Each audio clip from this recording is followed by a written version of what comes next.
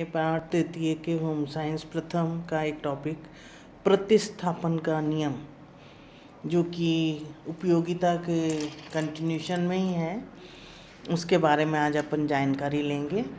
प्रतिस्थापन क्या होता है? मनुष्य की आवश्यकताएं जो हैं वो असीमित हैं, किंतु आवश्यकताओं की पूर्ति के लिए साधन सीमित होते हैं। सीमित साधनों में कई आवश्यकताओं की पूर्ति करनी पड़ती है। इस उद्देश्य की पूर्ति के लिए वो कम उपयोगी वस्तु के स्थान पर हम अधिक उपयोगी वस्तु का ले लेते हैं, जिससे वो कम उपयोगी वस्तु जो है हमें ज़्यादा संतुष्टि मिलेगी। कम उपयोगी वस्तु की जगह हमने अधिक उपयोगी वस्तु को ले लिया। इस वस्तु का जो कम उपयोगी वस्तु है उसका प्रतिस्थापन होगा, उसकी जगह हम दूसरी लेंगे। सबसे पहले इन आवश्यकताओं को पूरा करेंगे जिसमें अधिकतम संतुष्टि मिले।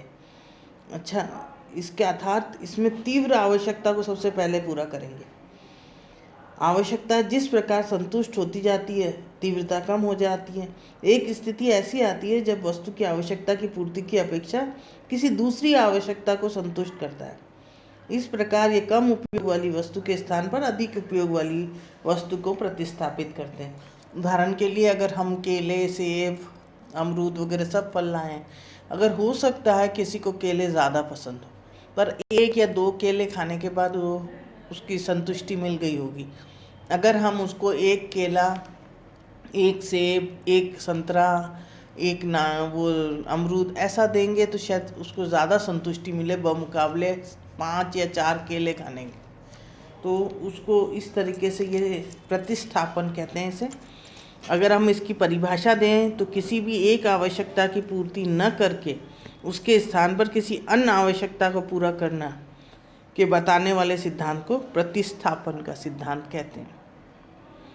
चाय की आवश्यकता को कॉफ़ी पूरा कर सकती है, और कितनी मात्रा में जो कॉफ़ी है वो चाय के बराबर होगी, ये हम पीने के बाद बता पाते हैं।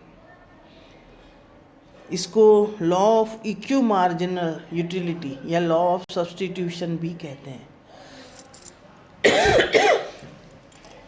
सम सीमांत उपयोगिता का नियम। प्रत्येक व्यक्ति की चाह होती है कि उपयोग में संतुष्टि प्राप्त करे, और वो वस्तुओं का चुनाव इस प्रकार करता है कि उपभोग बंद करते समय चुनाव की अंतिम इकाइयों की समान संतुष्टि प्राप्त हो। यदि आवश्यकताओं की चरम संतुष्टि तक तृप्त करना संभव नहीं हो तो उच्चतम संतुष्टि प्राप्त करने वाले ये आवश्यक विभिन्न आवश्यकताओं की संतुष्टि उस बिंदु पर ही रोक लगा देते हैं जहाँ उसकी तीव्रता समान हो।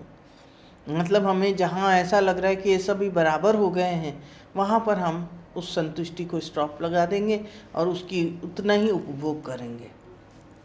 मार्शल ने कहा, यदि किसी व्यक्ति के पास एक ऐसी वस्तु है जिसका वो विभिन्न उपयोगों में ला सके, तो उस वस्तु को उन उपयोगों में इस प्रकार बांटेगा कि वो प्रत्येक उपयोग में समान उपयोगिता मिले।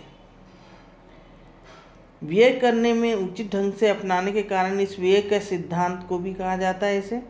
इस तरह सीमित साधनों में व्यय में अधिकतम संतोष प्राप्त करने से प्रयास को अधिकतम संतुष्टि का नियम भी कहते हैं, यानी कि लॉ ऑफ मैक्सिमम सेटिस्फेक्शन। हम इसमें सबसे ज़्यादा संतुष्टि हमें प्राप्त होती है।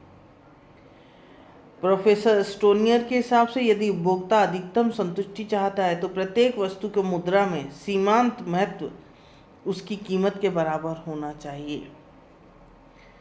और उन्होंने ये जोर दिया कि यदि एक निश्चित काल में कोई वस्तु कई आवश्यकताओं को पूर्ण कर सकती है तो उसकी एक निश्चित मात्रा में अधिकतम संतोष प्राप्त करने के लिए उसे कई अलग अलग आवश्यकताओं के बीच में बांटना चाहिए, और इस निश्चित काल में सभी दशाओं में उसके सीमांत उपयोगिता लगभग समान हो। गोसेन ने कहा कि सभी आवश्यकताओं को पूर्ण संतुष्टि के बिंदु पर लाना असंभव है, तो इसलिए हम अधिकतम संतुष्टि प्राप्त करने के लिए आवश्यक है कि विभिन्न आवश्यकताओं को संतुष्ट करना उस बिंदु पर स्थगित कर दिया जाए जहां तीव्रताएं बराबर हो जाएं। अर्थात आवश्यकताओं को संतुष्ट करने के लिए विभिन्न वस्तुओं को इतनी इकाई खरीदी जाए कि सीमांत उपयोगिता बराबर हो। और उसी के उसमें उन्होंने ये भी बोला कि कई बार इंसान को भूख लग रही है, अगर उसको रोटी और चावल और सब चीज़ें रखी हुई हैं तो हो सकता है कि उसे रोटी पसंद हो, पर चावल एक लिमिट के बाद रोटी वो नहीं खाना चाहेगा, तो वो चावल के साथ में भी लेगा। चावल भी उतनी संतुष्टि देगा जितने की रोटी दे रही है, तो वो होगा इक्विमार्जिन यूटिलिटी या अधिकतम संतुष्टि का सिद्धांत। इसका महत्व क्या है? वर्तमान और भविष्य की आवश्यकताओं को पूर्ति पर व्यय इस प्रकार करें कि दोनों से प्राप्त होने वाले सीमांत उपयोगिता लगभग बराबर हो और परिवार के सब सदस्य के लिए किए गए व्यय से संतुष्ट होंगे। जिस प्रकार हम साल भर में खरीदे गए चावल, गेहूं, तेल आदि इनका उपयोग वर्तमान और भविष्य में होता है, और सीमित आय को विभिन्न वस्तुओं पर इस प्रकार व्यय करना चाहिए कि प्रत्येक व्यय इकाई लगभग समान सीमांत उपयोगिता प्राप्त हो। पारिवारिक बजट बनाते समय भी ये ध्यान रखना चाहिए कि सीमित आय में विभिन्न मदों में व्यय कैसे बढ़ाकर बांटा जाए ताकि सम सीमांत वो उपयोगिता हो उसकी। सभी में जो हम व्यय करें पैसों का, वो भी बराबर संतुष्टि दे जो दूसरी चीज़ों में व्यय करने में। अब सब सीमांत नियम की भी कुछ, इक्विमार्जिनल यूटिलिटी सिद्धांत की भी कुछ लिमिटेशंस हैं जिन्हें कहने चाहिए सीमाएं हैं।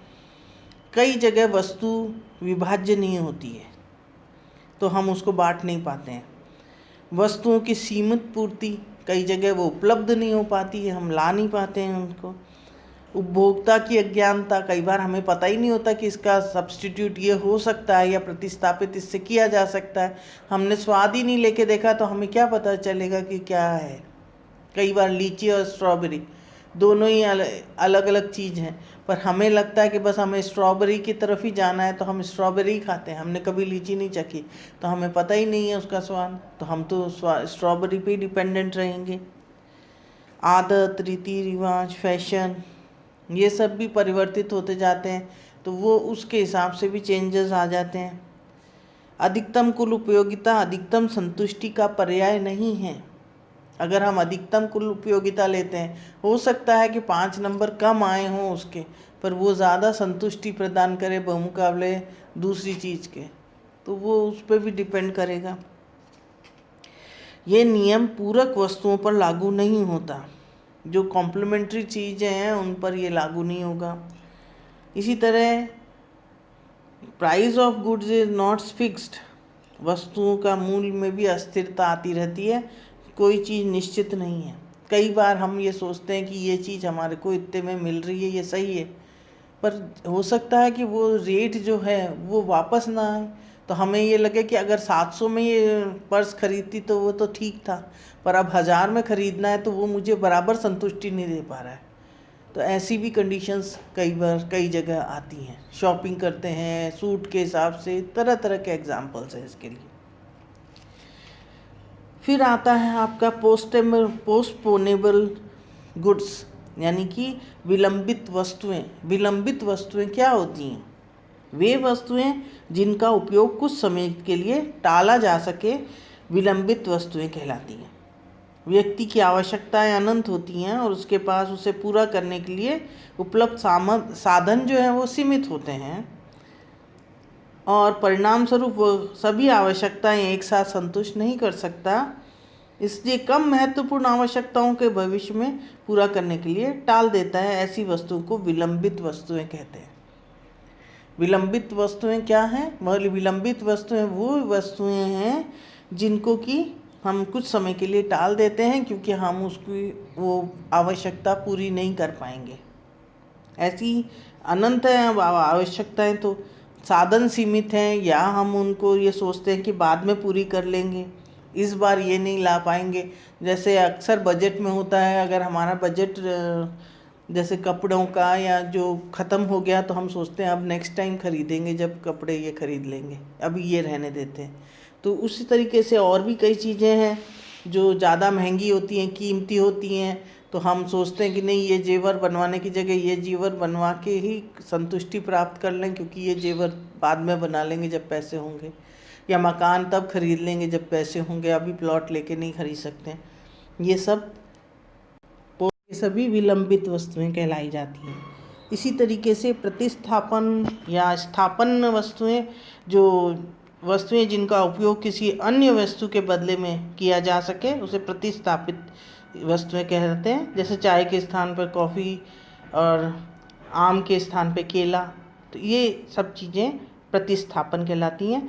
प्रतिस्थापित वस्तुओं का लाभ उस समय तक उपभोक्ता को प्राप्त होता है जब बाज़ार में वो वस्तु उपलब्ध नहीं होती, उसकी कीमत बढ़ जाती है। ऐसी अवस्था में उपभोक्ता महंगी के स्थान पर सस्ती वस्तु खरीदकर उसका स्थापन करता है। यहाँ पर सस्ती वस्तुएं महंगी वस्तु का स्थापन कहलाएंगी। अब आप ये देखिए, जैसे आप लोग अगर कोई ब्रांड यूज़ करते हैं लैक्मे की, आपको नेल पॉलिश या आपको लिपस्टिक वगैरह चाहिए, वो नहीं उपलब्ध है, उस केस में हम दूसरी सस्ती वाली ले लेते हैं, या हमारा बजट अलाउ नहीं कर रहा है तो हम उसको प्रतिस्थापित कर रहे हैं। तो इसको बोलाते हैं प्रतिस्थापन वस्तुएं। और इसके अगर आपको डिटेल में रेफरेंस लेना है तो रेफरेंस बुक है श्रीमती रेना खानोजा, गृह प्रबंध साधन एवं आंतरिक सज्जा, या डॉक्टर वृंदा सिंह, आप रेफ़र कर सकते हो। धन्यवाद।